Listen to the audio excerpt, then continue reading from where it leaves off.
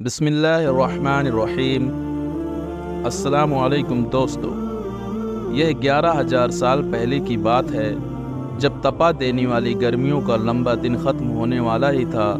سورج کی شدید تپش کم ہوتے ہی لوگ گھر سے باہر نکلنے لگے تھے اور جاتے جاتے بھی سورج کی کرنیں اس چھوٹے سے علاقے کی خوبصورتی اور بڑھا رہی تھی۔ بچے گلیوں میں کھیل رہے تھے، خواتین کے پھلوں کا مزہ لے رہی تھی۔ تبھی وہ ہوا جس کے بارے میں کسی نے کبھی سوچا بھی نہیں تھا۔ اگلے کچھ لمحوں ہی میں زمین پر موجود جنت نما یہ علاقہ جسے اٹلانٹس کہا جاتا تھا تباہ ہو چکا تھا، اور یہ بربادی اتنی بھیانک تھی کہ پوری کی پوری تہذیب پانی کے اندر سما گئی۔ یہ سب اتنی صفائی سے ہوا کہ آج اس تہذیب اور اس علاقے کا کوئی نام و نشان بھی نہیں ملتا، اور آج تک لوگوں کو اس بات پر یقین نہیں ہوتا کہ یہ اٹلانٹس نام کی کوئی تہذیب اس دنیا میں موجود تھی یا نہیں۔ اٹلانٹس تہذیب کا کہاں آباد تھی؟ اٹلانٹس میں آباد لوگ خود کو دیوتا کیوں قرار دیتے تھے؟ اور اہرام مصر سے بھی 6,000 سال پرانی اس تہذیب میں ایسی کیا خاص بات تھی جسے ہم آج تک یاد رکھتے ہیں؟ The last city of Atlantis کا ایسا بد نصیب شہر تھا جو اپنے دور سے بہت زیادہ جدید ترقی یافتہ تھا۔ اٹلانٹس کا ذکر تاریخ میں سب سے پہلے یونان کے مشہور فلسفے افلاطون نے 2300 سال پہلے اپنی کتاب میں کیا تھا۔ پلوٹو نے اپنی 2 کتاب ٹیمز اور کریٹیکس میں اٹلانٹس کا تفصیل ذکر کیا ہے۔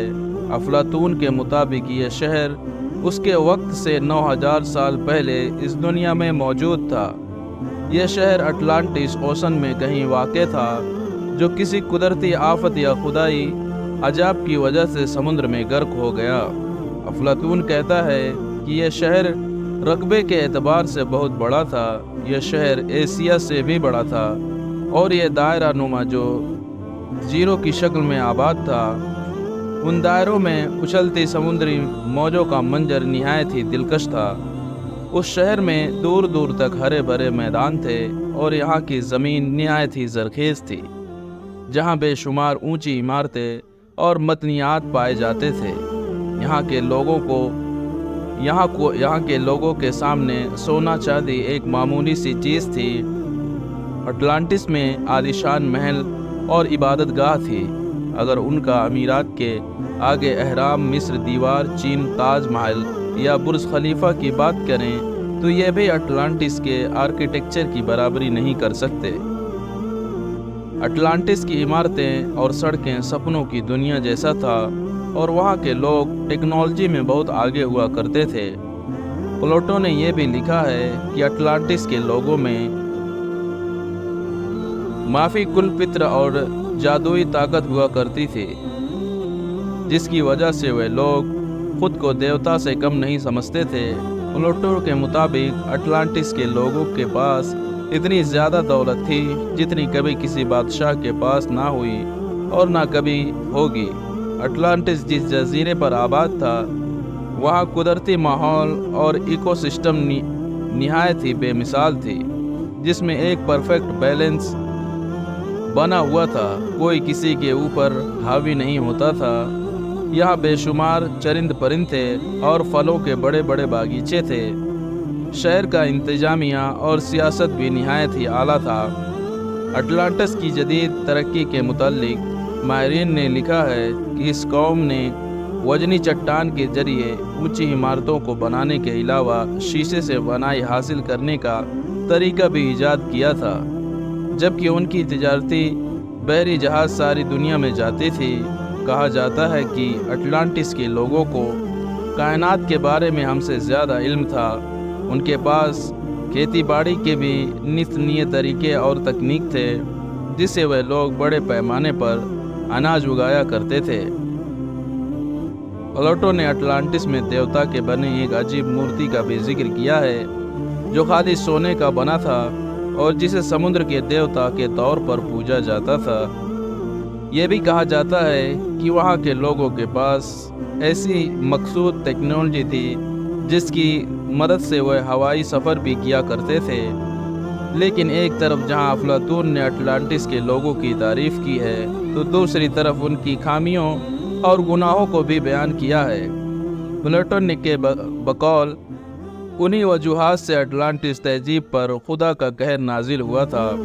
دراصل اٹلانٹس کے لوگ اپنی ٹیکنالوجی اور طاقت کے نشے میں چور خود کو دیوتا سمجھنے لگے تھے۔ انہوں نے اپنے علاقے کو مزید طاقتور بنانے کی خواہش میں تھے، دوسرے علاقوں پر حملہ کرنا شروع کر دیا اور بے شمار معصوم شہریوں کو قتل عام کیا۔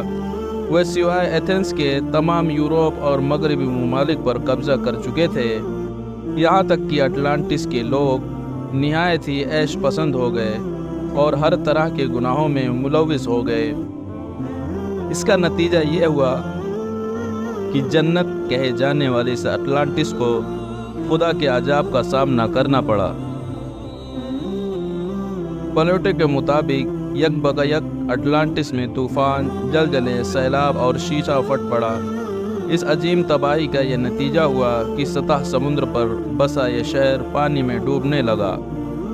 آتش شیشے سے نکلنے والی کالی راکھ نے پورے جزیرے پر اندھیرا کر دیا۔ ہر طرف سے زوردار دھماکے ہونے لگے۔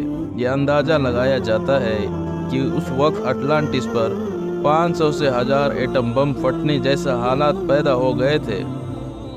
یہ دنیا میں آنے والا شدید ترین تباہیوں میں ایک تباہی تھا۔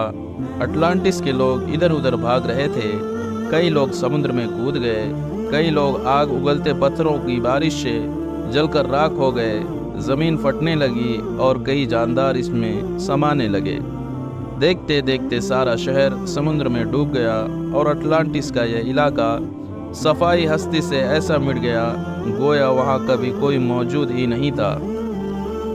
کئی مورخین نے اٹلانٹس کو محض پلیٹو کا ایک افسانوی شہر قرار دیا ہے، لیکن ہر زمانے میں تاریخ داں یہ دعویٰ کرتے رہے ہیں کہ یہ شہر سچ میں کہیں موجود تھا اور آج بھی بحر اوکیانوس کے زیر سمندر میں دفن ہے۔ ایسا مانا جاتا ہے کہ آج بحر اوکیانوس کے کچھ جزیرے اٹلانٹس کے میں ہی ڈوبے زمینوں کے کچھ حصے ہیں جو آج کبھی اسی حالت میں رہ گئے ہیں۔ اٹلانٹس کو سمندر میں تلاش کرنے کے لیے ایکسپرٹ نے جاپان کے یوناگونی آئلینڈ کے قریب ایک جانچ کیا۔ سمندر کی گہرائیوں میں ڈائیو کرنے پر دیکھا گیا کہ یہاں پہاڑ نما سیڑھی کے اسٹرکچر موجود تھے۔ اس اسٹرکچر کی حالت ایک ایوریج بلڈنگ کے برابر تھی۔ جب ایڈوانس ٹیکنالوجی کے ذریعے سمندر کے اس حصے کی مکمل جانچ کی گئی تو انسانی آنکھیں حیران رہ گئیں۔ جب اس جگہ کی 3D ماڈل کو ہزاروں سالوں بعد دنیا کے سامنے لایا گیا، جہاں شاندار محل شہر اور عالیشان عمارتیں موجود تھیں، تو لوگوں کی آنکھیں پھٹی کی پھٹی رہ گئی۔ آرکیولوجسٹ کا ماننا تھا کہ ہزاروں سال پہلے یہ شہر سمندر کے اوپر ہوا کرتا تھا، جہاں انسانی تہذیب آباد تھے۔ روحانیت اور اسلام میں اگر ہم اٹلانٹس کے متعلق جاننے کی کوشش کریں تو مختلف نظریے پائے جاتے ہیں۔ کچھ ماہرین کا کہنا ہے کہ اٹلانٹس میں بسنے والے لوگ دراصل انسان نہیں بلکہ دوسری دنیا کے مخلوق تھے جو 10,000 سال پہلے اس دنیا میں آئے اور یہاں آباد ہو کر عظیم الشان تہذیب کی بنیاد رکھی تھی اور پوری دنیا کو لکھنے پڑھنے اور جدید تکنیک کے علم میں نوازا تھا۔ یہ بھی قیاس کیا جاتا ہے کہ اٹلانٹس میں بسنے والے لوگ انسان نہیں بلکہ جن تھے، کیونکہ اس طرح اڑنے کی صلاحیت اور غیر معمولی قوت انسانوں کو کبھی نہیں ملی۔ روایتوں کے مطابق جنات کی یہ تہذیب اٹلانٹس میں آدم علیہ السلام سے بھی ہزاروں سال پہلے آباد تھی، جو اپنی شرکسی کی وجہ سے تباہ ہو گئی۔ جبکہ ایک نظریہ یہ بھی ہے کہ اٹلانٹک دراصل حضرت نوح علیہ السلام کے زمانے میں آنے والے طوفان میں غرق ہوا تھا، کیونکہ اس طرح کی عجیب تباہی کا ذکر انسانی تاریخ میں صرف طوفان نوح کے دور میں ہی ملتا ہے۔